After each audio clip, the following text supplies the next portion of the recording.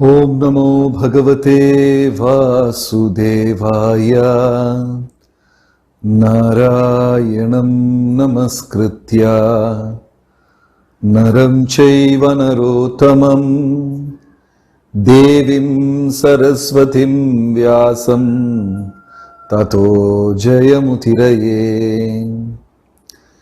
He Krishna Karuna Sindhu Deenabandhu Jagatpate Gopesha Gopika Kanta Radha Kanta Namostute Tapta Kanchana Gaurangi Radhe Vrindavaneshwari Vrishabhanusute Devi Pranamami Haripriye. Jaya Sri Krishna Chaitanya Prabhu Nityananda Shri Advaita Gadadhara Srivasadi Gaura Bhakta Vrinda. Hare Krishna Krishna Krishna Hare Hare Hare Rama Rama Rama Hare Hare. Hare Krishna and pranams to all the assembled Vaishnavas. Welcome to Guruvayur. So in this session about holy tirthas, today we are going to discuss about the glories of Guruvayur, the most ancient temple in Kerala. So welcome to Guruvayur. And Krishna in this temple is called Guruvayurappan. That's the name of the deity.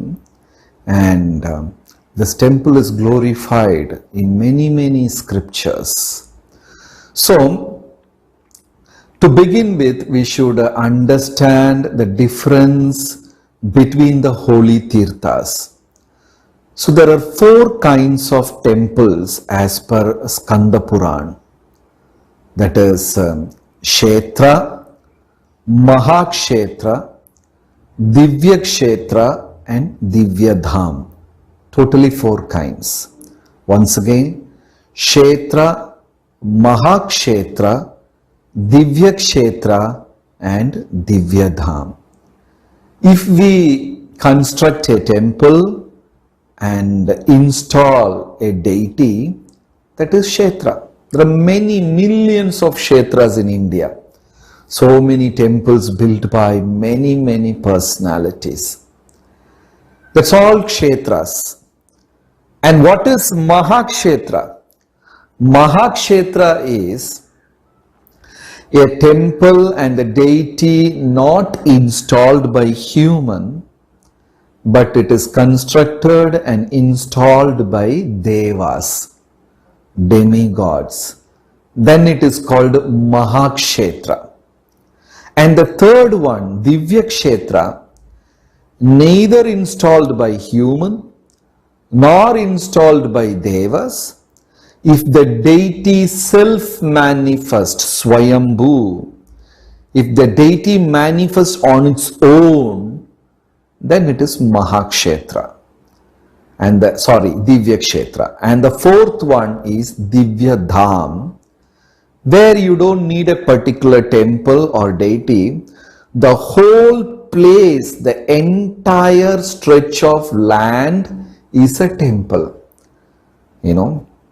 So it is a Kshetra built by human, Mahakshetra installed by devas, Divyakshetra, the self-manifested deity Swayambhu, and Divyadham, where you don't need a particular temple. The whole place is divine. For example, Divyadham, we say Mayapur, Navadvip, Ayodhya, where you don't need a particular temple. In Vrindavan, we worship mountain, Govardhan Giri, we worship Yamuna river, we worship dust of Vrindavan, we worship Kadamba trees, we worship cows. Same way in Navadvip, Ganga, and so many places. And Ayodhya, if you go, then there is Sarayu. So these are all Divya Dham. It is the highest. and you don't need a temple over there. Then comes Divya Kshetra, where the deity is self-manifested one. For example, you have in Tirupati and Udupi self-manifested deities. Then comes Mahakshetra, the deities installed by Devas, demigods. So Guruvayur temple falls under Mahakshetra because Guruvayurappan, Krishna deity, was originally installed by Guru Brihaspati and Vayudev. They both jointly installed this deity, Guru and Vayu. That's why the place is called Guruvayur and the deity is called Guruvayurappan. So, the glories starts like this. A Shudra and Shudrani were there. A couple who were living an abominable life, very degraded, performing all kinds of sinful activities.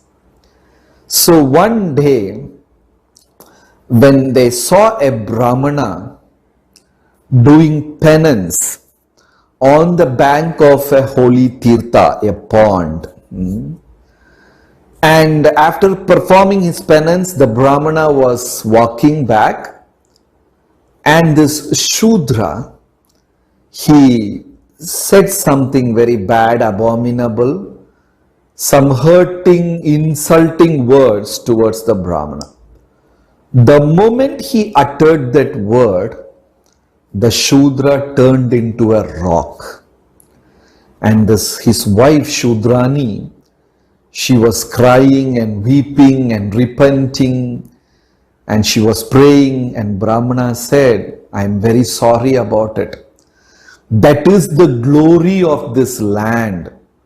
Your husband unknowingly criticized me, but then I was doing penance in this place, Then the Brahmana started telling the glories of this place to Shudrani. And he said, no, don't worry. You simply pray at the lotus feet of all the great devotees traveling to this place. In future, millions and millions of people will be coming to this holy place for worship, and simply pray to their lotus feet. Your husband, his curse, everything will be relieved, redeemed, and he will get back to his position. And the Brahmana started speaking about the glory of this place. So originally, this town is called Rudratirtha, connected to Lord Shiva. Somehow, most of the holy places in Bharatvarsha are all under Lord Shiva, Mahadev. But Krishna goes there and plays some tricks and prank, and Krishna will chase Lord Shiva from that place. Like Badrinath. Originally Lord Shiva was there in Badrinath. Then Krishna came and pushed Lord Shiva to Kedarnath. In the same way, this Guruvayur temple, this Tirtha, originally belongs to Lord Shiva, and it is called Rudratirtha. The story is narrated by the Brahmana to Shudrani. And Mahadev was staying under this Tirtha for millions of years. And this is the place we can read in Bhagavatam, where Mahadev instructed to Navayogendras under the water. And this is the great holy Tirtha. You can come across this story and pastime in Bhagavatam, where Lord Shiva appeared in front of Navayogendras and spoke about the great glory of devotional service. And one beautiful message of Lord Shiva to Navayogendras are, you are successful because you are united. The Nayan brothers, your focus is same. You are united in devotional service. That is why you are very successful. So all these pastimes happened in this particular Tirtha. So, Krishna, Narayana's sons are Tirthas and daughters, rivers are daughters. Ganga, Jamuna, Saraswati, Godavari, Narmada, Sindhu, all the rivers are daughters, and Tirthas, Pushkara Tirtha, Prayag Tirtha, Prabhas Tirtha, Tirthas are sons. You know, they stay in one place, and whenever people go and take bath, and they purify the subtle body of those Jivatmas. So rivers are daughters, they keep flowing from one place to another, and the sons are Tirthas. They stay permanently in a place. But once one of the Tirtha, he didn't obey the words of Lord, and he became a river instead of Tirtha. Because Tirthas are male and rivers are female. And this son, particular son, he did not listen to Brahma or Lord, whatever their conditions are. Then he went and become river instead of Tirtha. So he got cursed that you will never be taken for the worship of the Supreme Lord. And that Tirtha is Brahmaputra. Instead of becoming a Tirtha, he went and became a river. That is why Brahmaputra is not added in the worship of Lord Narayana. In the mantra, you don't see Brahmaputra coming. Ganga, Yamuna, Saraswati, Narmada, Sindhu, Kaveri, Godavari. You don't see Brahmaputra. So, this Tirtha was Lord Shiva's residence for many, many years. And Lord Shiva met so many great sages and saints and spoke about Atma Tattva, the philosophy of soul, spiritual philosophy. He has discussed so much of Gyan with many, many sages and rishis in this particular place. And Lord Shiva also spoke to Navayogendras. So this place is a very, very holy place.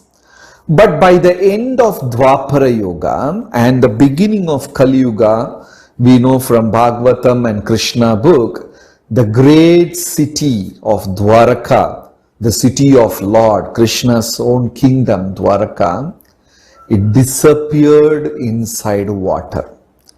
At that time, 16,108 queens of Krishna, they all had a personal deity which they were worshipping with him. You know, Rukmini Mata had a deity, Satyabhama, Jambavati, Mitravinda, all the queens, 16,108 queens, they had their deities. When Dwaraka submerged and disappeared from human vision, these deities floated and rested on the west coast of India. That is why all the deities you see right from Maharashtra down to Kanyakumari, like we have Trivandrum, Ananta Padmanabhji Mandir, there is a Krishna deity.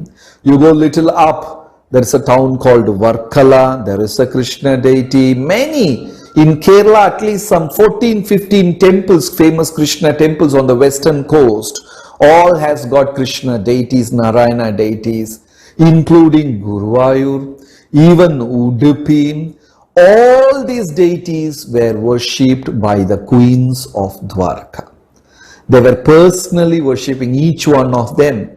And some of them got this Narayan deity gifted by Brahma. For some people it was gifted by Lord Shiva. Some people got it from Surya Dev. So nobody knew the exact time of this deity. But finally the queens were worshipping the deities. And all the deities gathered in the west coast. And these deities are all called Tiruvambadi Krishna. Tiruvambadi means Vrindavan. So they have all these Krishna deities, and every stretch, the full stretch of Kerala and almost half of Karnataka, you have so many Krishna temples, and all the deities were worshipped by queens. So once Guru and Vayu, they got this deity directly, from Dwarka. And the tejas and the brilliance, the moment Guru Brihaspati and Vayudev touched this Krishna deity, they felt a great bliss, a great transformation took place with them. And they couldn't control the bliss, they were like enjoying. So they traveled, they were seeking for a holy place where this deity can be installed. And in their journey, they met Narad Muni. And Narad Muni said, this is the best place, but please take permission of Lord Shiva because this is Lord Shiva's place. You go and ask permission. And if Lord Shiva permits, this is the greatest holy place because Lord Shiva had been staying here for many, many ages and instructing sadhus and sons and saints and rishis. So this is the best place, please install the deity here. So under Narada's instruction, Brihaspati and Vayudeva approached Lord Shiva in the tank, in the pond where Lord Shiva was meditating. Lord Shiva was more than happy to know that this particular deity is going to get installed. So he got out of the pond and gave the whole place to Brihaspati and Vayu, and he moved to a next tank, next pond, and that pond is called Mammiyur Pond. Even today, if you come to Guruvayur temple, next to the temple is Lord Shiva's temple. There you have Lord Shiva meditating. And this holy place was given to Lord Krishna. And Brihaspati and Vayudeva installed this temple. And that's why this temple is called Guruvayurappan temple. And the glories, Purana starts from the beginning of Kali Yuga. We all know from Bhagavatam, Parikshit finally ended his life. After listening to Bhagavatam, the snake Takshaka came and bit Parikshit. After 7 days, Parikshit attained Godhead. But Parikshit's son, King Janamejaya, he became so wild and upset and angry. My father was bit by a snake. He was so angry and he started hating snakes. So he conducted a huge Havan, Yajna, and it is called Sarpasatram, a huge fire sacrifice. And in that he invited all the snakes from 14 planetary systems and he started killing all the snakes in the fire sacrifice. Snakes from Nagaloka, Yakshaloka, Kinnaraloka, Gandharvaloka. He pulled all the snakes from the entire 14 planetary systems and he started killing them. And Brahmadeva appeared and said, what nonsense are you doing? Because of some snake bit your father? You can't kill all the snakes in the entire creation. You are committing a mistake. You are committing a mistake. And after hearing for long from Brahma, Janamejaya realized that he was doing this mistake, killing snakes unnecessarily, killing the snakes in the entire creation. Then you see, amazing thing happened. Because of that sin, Janamejaya developed a strange leprosy. He developed a very strange skin disease, Janamejaya developed. All over, there were sores all over his body. And worms were crawling on the sores. And a very bad smell, blood and all this, it was stinking and people were not getting along and they're not coming closer and Janamejaya felt very bad. So he approached the sages. How can I cure myself? And the sages said, even though snake is a poisonous living entity, still you killed those snakes unnecessarily. Because somewhere in scriptures it is said you can kill a snake. That doesn't mean you can go around hunting for snakes. And why snakes are allowed to kill? Because the snakes are a very jealous living entity. They're envious about their partner also. You don't see them in group, like you can see birds flocking together in a group, cows moving around grazing in a group, ants crawling in a group. You can see all kinds of living, and even human, they live in a group. You can see all kinds of living, and birds, reptiles, animals, humans. But you don't see 10 snakes crawling together. But you can even see elephants going together, but you don't see snakes crawling together, because they are highly envious. They live alone. So Garuda Puran says, if someone who is very envious, in the next janma he will take, one janma he has to take birth as a snake. Anyway, Janamejaya pulled all the snakes and he got this leprosy, and Brahma stopped the yajna and said, what nonsense are you doing?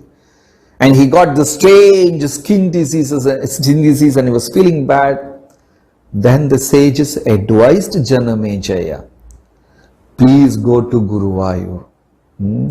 Sit there continuously. Take bath in the local pond there, the Shiva Tirtha, Rudra Tirtha. And morning to night take darshan of the Lord, read Ramayana, Bhagavad and Mahabharat, chant Krishna's holy name, take very less food, whatever is given from the temple, live like an ascetic with faith. Slowly you will cure your skin disease. So Janamejaya came to this place and very sincerely, every day attending Mangalarti. This temple has a strange custom. Mangalarti is at 3:30 in the morning. Even today, you go to Mangalarti, at least some 500, 600 people will be there every day for Mangalarti. And on festival days, it will go to 2,000-3,000, Huge queues will be there for Mangalarti. People wait. Nirmalayam, they say. Nirmalayam means without any ornaments, without, and Lord will be seen only in his undergarment. In the morning, like a baby boy, only with his cowpeel, nothing else.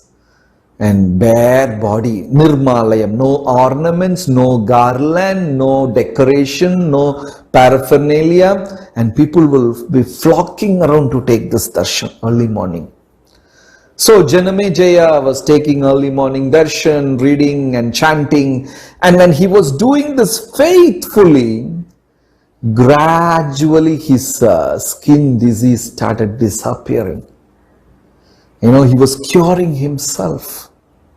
Slowly he was curing. And very patiently and honestly, faithfully, he was listening to Bhagavad, Ramayana, all the holy scriptures and chanting and all. So one day an amazing thing happened. The sages were reading and explaining and narrating, and Janamejaya was listening with his family. So the sage started explaining Bhagavad Gita, the battle between Pandavas and Kauravas, and Pandavas are Janamejaya's great-grandfathers. And when they were explaining, they told Janamejaya, you don't know your grandfather, how powerful they were. Yudhishthira, he's very good in spear. Bhima was very good in Gada. Arjun was very good in bow and arrows. And when in the Kurukshetra battle, Duryodhana did not know how to stop Bhima. So when Bhima was rushing like a mad elephant, Duryodhana will send 10,000 elephants in the direction of Bhima. And you know what Bhima did? Bhima will catch those elephants by their tail and by their tusk, and he will rotate and throw them up in the sky. The sages were telling Janamejaya, your great-grandfather Bhima used to throw the elephants up in the sky. And Janamejaya, do you know? Some of those elephants are still coming down. They have not yet landed, even today. When sages said this, Janamejaya laughed and said, how can that be possible? You are telling me that my great-grandfather Bhimasen threw an elephant up in the sky, Bhima, and the elephant is still coming down? Do you want me to believe this? No, there should be some kind of logic in explaining stories, and this is too much. The moment Janamejaya uttered this, a mammoth elephant came and crashed right in front of him with a huge noise. Janamejaya was like taken aback. It was true. What happened by the time? All that skin disease which was disappearing, all reappeared back. Why that happened? Because Janamejaya didn't have faith. He didn't have faith. It is very important in Krishna consciousness to have faith. We have belief. Many of us have belief. We don't have faith. Belief is something which can be influenced by time. Faith can never be influenced by time. And the elephant came and crashed down and the disease reappeared. Then Janamejaya cried and repented, beating on his head and beating on his chest. What a great mistake I have done. How can I doubt scriptures? How can I doubt sadhus and rishis and sages?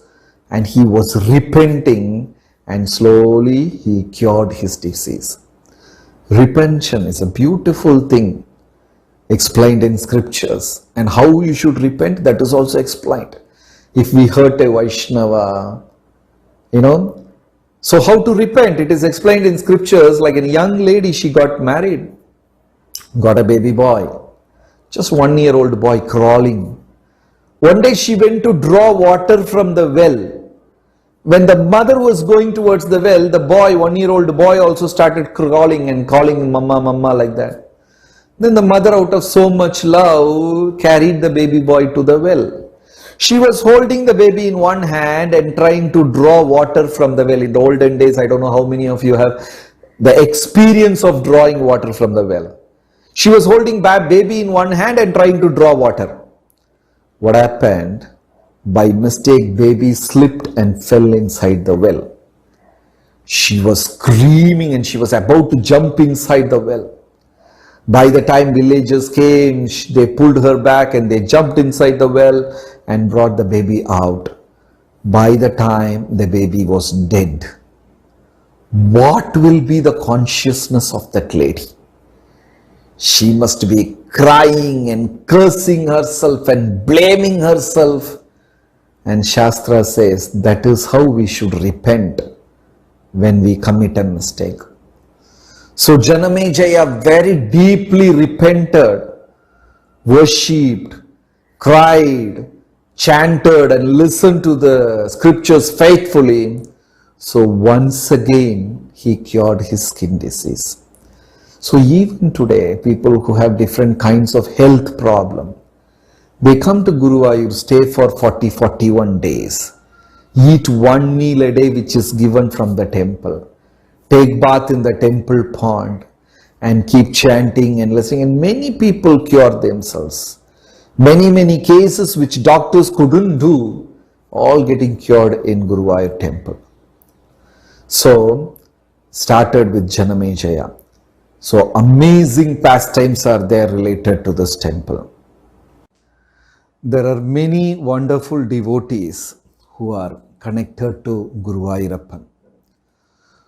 And the intimate relationship with devotees and the Lord is really wonderful, and we can learn many lessons from that.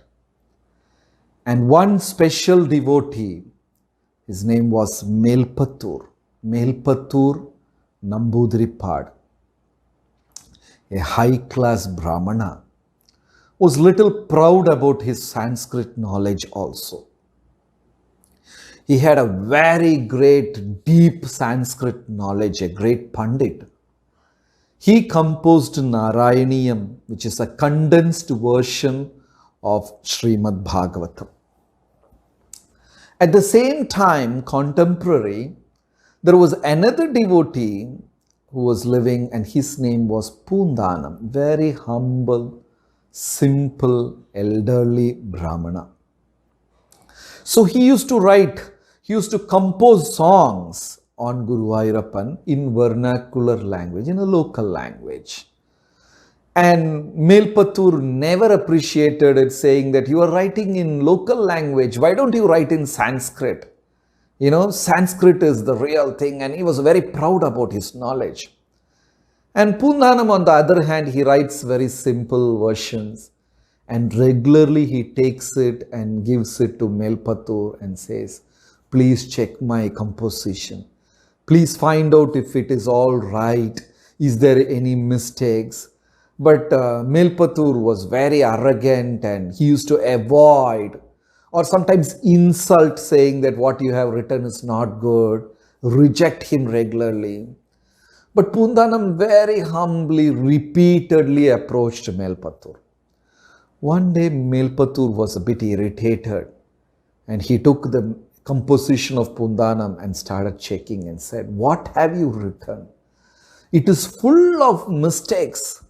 You have glorified Krishna saying that he is Maraprabhu. Instead of that, you are supposed to write Amaraprabhu, the Lord of Immortals. But you have written Maraprabhu, which means Lord of Trees. How can you glorify Krishna like this? And he rejected. And Poondanam felt very bad, feeling guilty that I have written something wrong. And he repented, worried, and he went back. But amazingly, in Guruvayur, one day, Guruvayurappan Krishna gave darshan in the form of tree. He told Melpattur, I am Lord of Immortals also. At the same time, I am Lord of Trees also. I am Amaraprabhu as well as Maraprabhu. And Lord gave darshan in the form of tree. Even today in Guruvayur, you can see Lord in the form of tree, a beautiful, huge sculpture, around 30 feet sculpture. You know, Krishna giving in form of tree, darshan in the form of tree.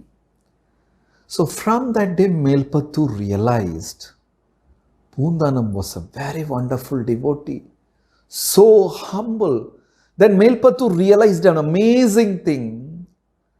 Actually, knowledge is not the asset of a devotee. Humility is the real asset of a devotee. Then he started appreciating Poondanam. Then, if you come on the eastern side of the temple, eastern gate, you can see a place with a board which is written, this is the place where Melpattur sat down and composed Narayaniyam. Narayaniyam is just condensed version of Bhagavatam. So Melpattur, with so much of sincerity, and it was amazing Sanskrit composition here, he composed Narayaniyam. And somewhere in between, when he was explaining Narsimha Leela, it seems Lord Narsingha actually rode and approved. And another beautiful thing happened when he composed Narayaniyam. He was sitting right in front of Guruvayurappan and composing. Then when it came to Dashamaskandam, the 10th canto, he wrote that Yashodha stopped giving milk to Krishna. Krishna became very angry. He took his flute and broke the pot. After composing that, Melpattur took original Vyasa Bhagavatam, Srimad Bhagavatam, and compared. Then Melpattur realized, oh my God, in that Vyasa has written that Krishna broke the pot with a stone. But here I have written that Krishna has broken the pot with flute. How can I do this mistake? So immediately he tried to correct it. But Guruvayurappan from the temple, Krishna said, "O Melpattur, I broke the pot with the flute as well as stone. Don't stop, keep writing." So in this way, Melpattur, Lord Krishna approved the writings of Melpattur. So Melpattur slowly, at that time, Melpattur contracted a skin disease. Like Janamejaya cured his skin disease, Melpattur also had a lot of skin disease, and By the time he finished Narayaniyam, he got completely cured. Even today, hundreds and thousands of people, they come and sit and read Narayaniyam in front of Krishna. Then the other devotee, Pundanam, he was living something like 100 kilometers away from Guruvayur. Every month, Ekadashi day, Guruvayur Ekadashi days are very popular in Guruvayur.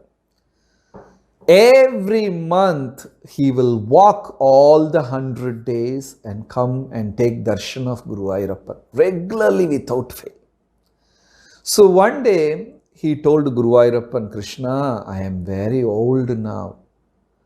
I can't walk anymore like olden days.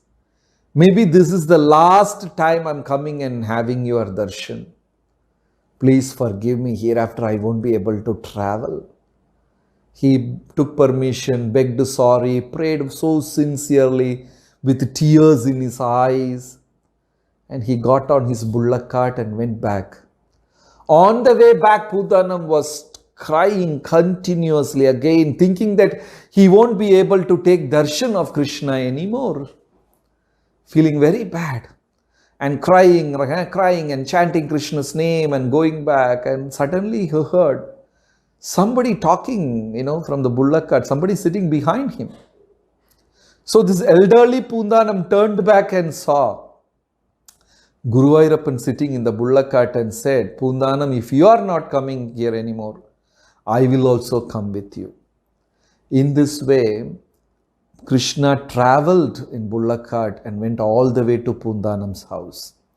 Even today, that place is there, where on the last day, when Pundanam was taking a meal, a vehicle came from Vaikunta with Dwarapalakas and carried Pundanam and went back. So today, if you go to his house, you can see that place marked and all that inscription which says Pundanam went back to Godhead, in that particular spot. Amazing. That's why we say, Pratima nahitu sakshat vrajendra nandana. You are not an idol, you are not a statue, you are not metal, you are not wood, you are not stone, you are not paint. You are Sakshat Vrajendra Nandana, son of Nanda Maharaj. So whoever with complete faith, when they start interacting with Krishna, Krishna reciprocates. Ye yatam mam prapadyante. Another lady called Manjula. When you enter in the eastern gate, there is a huge Garuda Stamba and there is a pillar next to it, and there is a banyan tree. It is called Manjula's banyan tree, So there, this lady, she used to make garlands for Krishna every day. And she used to come from a little faraway place. So one day when she came, it became very late and the temple got closed. She felt very bad. I could not serve Krishna. I could not offer garland in the time. And she cried and repented and begged sorry. Then the pujari saw and said, okay, don't worry. Anyway, temple is closed. Simply think of Krishna, pray to Krishna and keep it at the banyan tree. Leave it at the banyan tree. If Krishna is pleased with your seva, he will definitely accept. Then this lady Manjula prayed to Krishna ardently, very sincerely, and left that garland near the banyan tree. Next day, when the pujaris came and opened the temple, they saw this garland around the neck of Guruvayurappan.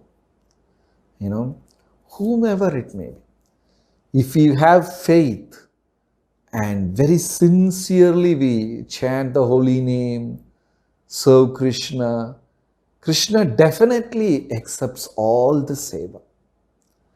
Then, another Swamiji, Sannyasi, he is also called Vilvamangal Thakur, Vilvamangala Swami.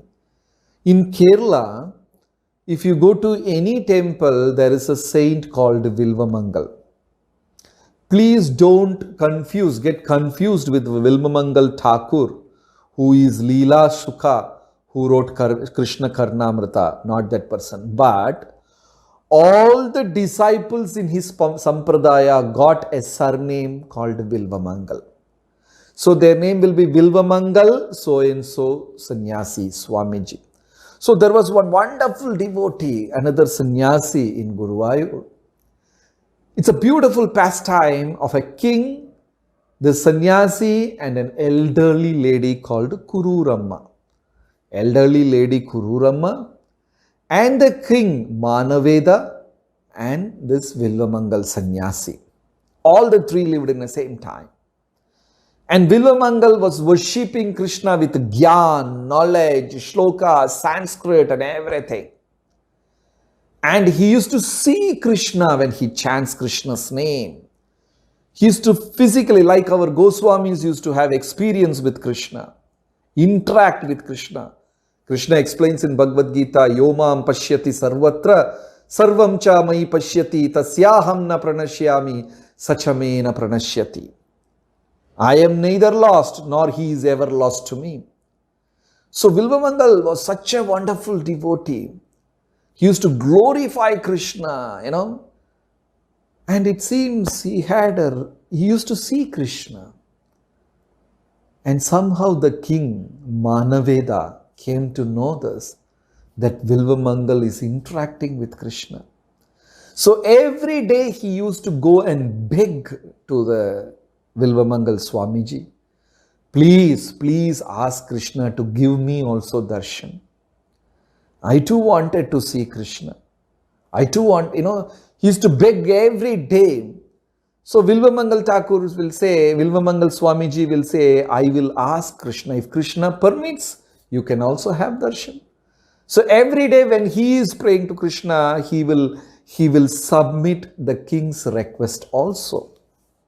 So one day Krishna told, okay, tomorrow I will be there.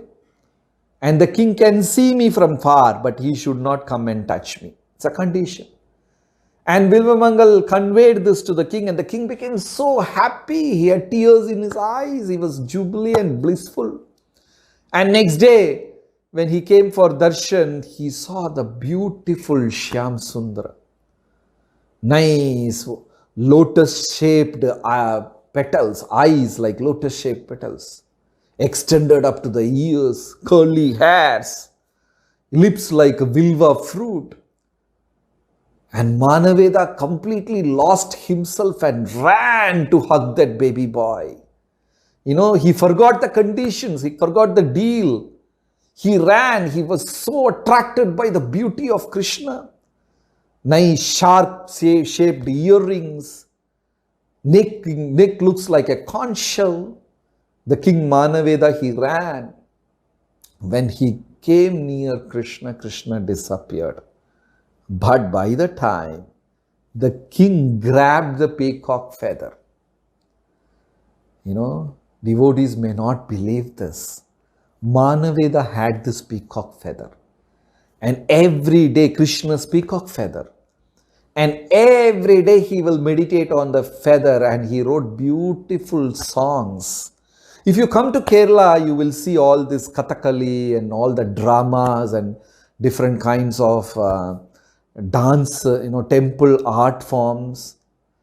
So most of these dramas, almost 10 main dramas, were written by the king Manaveda meditating on peacock feather. And this happened some 400, 500 years back. For many, many years, Devasam board, the temple authorities were preserving this peacock feather, original from Goloka, Vaikunta. But then slowly after some time it disappeared. So then Vilvamangal Thakur became a little proud that I am able to, Vilvamangal Swamiji became little proud that I am able to interact with Krishna, talk to Krishna. He got a little bit of this thing. Then Krishna said, Kururamma, an elderly lady, is the most dear devotee of me in Guruvayur. That was like a shock for Vilvamangal. He had an impression that he is the closest person. He used to talk to Krishna, interact with Krishna. He used to see Krishna every day. Then he got to know this elderly lady. So Vilvamangal Swamiji started inquiring, who is this mother, elderly lady? So she stays near Guruvayur. At the age of 16, she became a widow. Then in those days, widow means, it's like a cursed lady. People will reject her, avoid her. Everybody will blame her. You got a curse, you are not good for the village. So she took complete shelter of Krishna. If we are helpless, if we are rejected, we don't have any other shelter, we should simply surrender to Krishna. That is what the Acharyas had sung. Adaram Maduram, Nayanam Maduram, Hasitam Maduram, Gamanam Maduram, Hridayatipater, Akilam Maduram. The sweet Lord will become our own son. Kararavindena Padaravindam, Padaravindena Viniveshayandam, Vatasya Patrasya Pudeshayanam, Balam Mukundam Manasasmarami. That beautiful Krishna will become our son. So when the whole village rejected this lady, no shelter, no relatives, nothing, she simply surrendered to Krishna. And Krishna appeared in her house like a young boy. And she doesn't realize that is Krishna. Krishna used to cook for her, help her in household chores, wash her vessels, he was doing all kinds of menial activities. And the lady was also feeling comfortable, at least there is somebody to help me. She was very elderly. At the same time, Krishna was little naughty also, doing little nakaras here and there, little naughtiness. So whenever she makes some payasam, he will drop some salt, kheer, something. So Kururama, the elderly Mataji, used to get little angry also. So one day, Krishna did something really naughty. So this lady got so upset, took this baby Krishna. She doesn't realize it is the Supreme Lord. Like Shuka Maharshi is singing. Jnanis are searching Krishna through their jnana. Yogis are searching Krishna in their heart. And some people are, wearing different kinds of costumes and jata and shaved head, tilaks, Himalayas. They're all searching the supreme truth. But that supreme truth is tied to a pillar in the courtyard by a gopi. How glorious these gopis are. In the same way, this elderly mother, she took Krishna because he was naughty, dropped him inside a charcoal box and locked him. At that time, Bilvamangal Swamiji came to meet Kururama, this elderly lady. Then he realized Krishna is there inside a charcoal box with all the black paints. Then he understood how glorious this lady is. That is why Krishna says, Aham Bhakta Paradhina. I am never lost to anyone in this world. If at all I am lost to someone, I am lost to my devotees. Only devotees can defeat me and no one else. So many pastimes. A recent one, somewhere in 1950s, there was an administrative officer, a nice man. So if you come to Guruvayur temple, many people, the localites, they don't go inside every day because there's a large queue.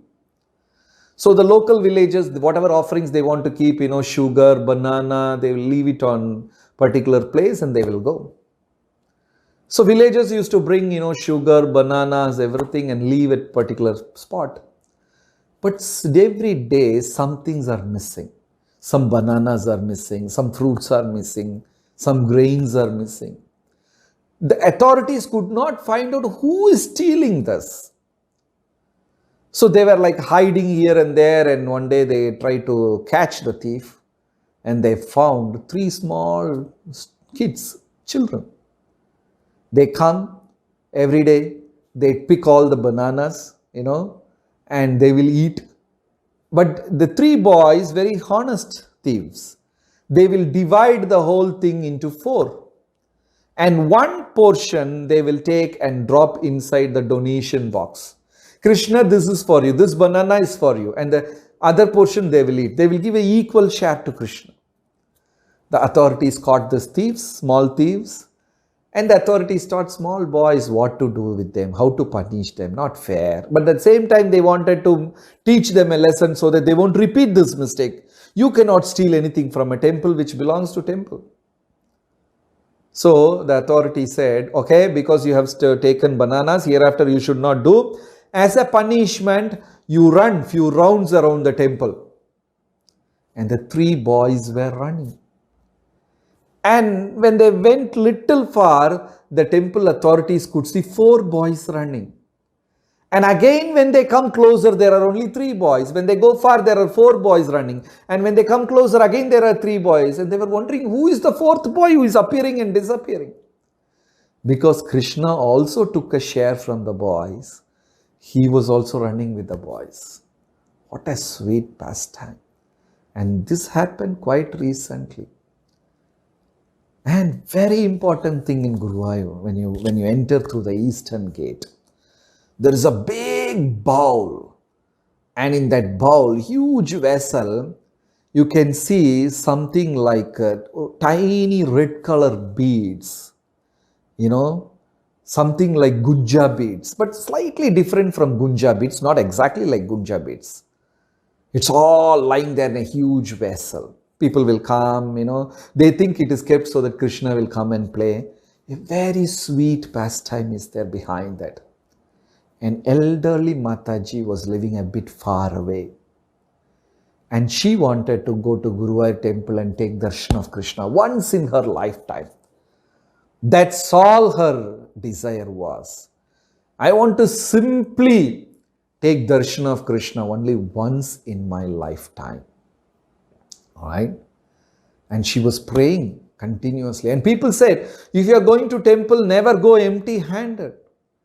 You should always carry something and go. Don't go empty-handed. Take fruits, flower, never go. If you're going to temple, you're going to meet a pregnant lady, going to meet children, going to see elderly people, brahmanas, kings, guru, you should never go empty-handed. Take something, dakshina, fruits, flowers. But this lady was such a poor lady. She didn't have money, no relatives, nothing. So she collected these beads, which is useless. You can't wear it. You can't cook it. It's useless ones. But she collected everything and made a small bundle. And she came to Guruvayur. And that was the first day of the month. Even today in Guruvayur, every first day of month, there's a huge queue. People come with a lot of donations, fruits, flowers, bananas. So this lady also came and stood in the queue, very elderly Mataji, holding that bundle of beads, useless ones. At that time, there was a big hangama, halla balla, somebody is coming around, and with trumpet, band baja, the king was coming for darshan. And every month the king will come and donate an elephant to Guruvayurappan, to Krishna. Even today, Krishna has got a huge collection of elephants. There's many elephants Guruvayur temple has got. So the king used to march with elephant and donate an elephant every month. So immediately people started pushing others, move away, the king is coming. And somebody pushed this lady and the lady went and fell. The elderly Mataji fell down and her bundle fell on the ground. The king crossed away, walked away, and the elephant came and stamped on the bundle. The next moment, elephant became crazy and ran away. So king was so upset. Why did this happen? I brought an offering to the temple and what has happened? Immediately he called all the astrologers and the astrologers were checking why this happened and what was Krishna's will. And the astrologers said, this is the answer of Krishna. And what is that answer? Krishna likes the beads which are brought by that elderly Mataji more than the elephant of the king. After that, everybody started bringing that beads. Then now they have kept in a huge vessel.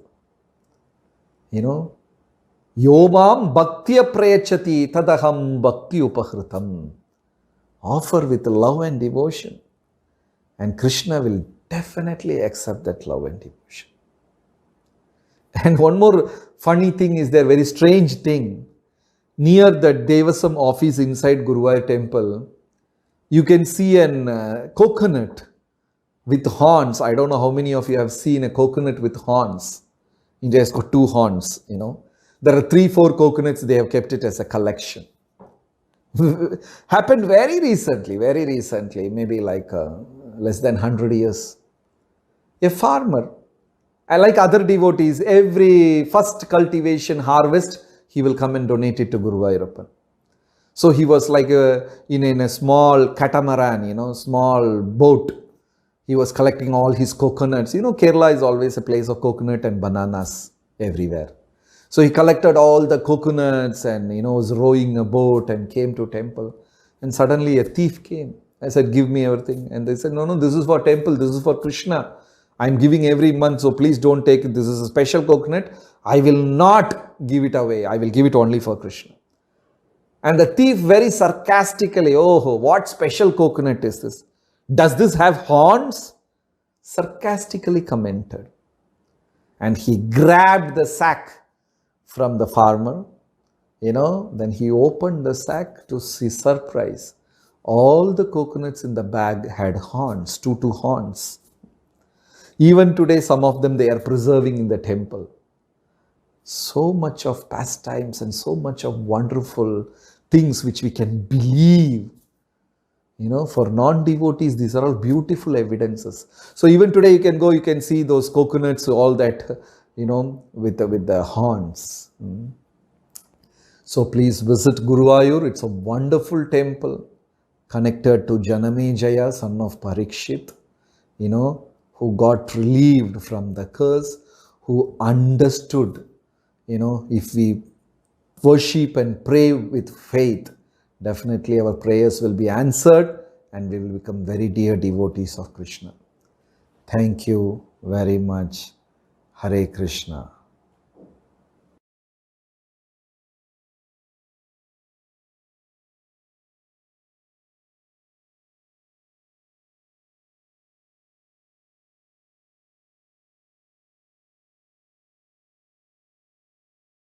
RG Media YouTube channel. Like, share, subscribe.